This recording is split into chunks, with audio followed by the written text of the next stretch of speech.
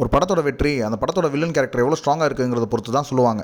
அது உண்மைதானே இந்த படத்தை பார்த்தா தெரியும். இந்த படத்தோட பெரிய வெற்றிக்கு இன்னொரு முக்கிய காரணம் இந்த படத்தோட வில்லன் ஆனந்த்ராஜ் அவர்கள். ஒரு ஸ்டேஜ் ஷோவில் கூட நம்ம வடிவேலு சொல்லியிருப்பாரு, மாநகர் காவல் படத்தில் ஆனந்த்ராஜ் அவர்களை பார்த்து அப்படி பயந்துட்டேன்னு. நான் முத பார்த்து மிரண்ட ஒரு நடிகர் யாருன்னு கேட்டிங்கன்னா, மாநகர காவல்னு ஒரு படத்தில் ஆனந்த்ராஜ் பார்க்கவே பயமாக இருக்கும்.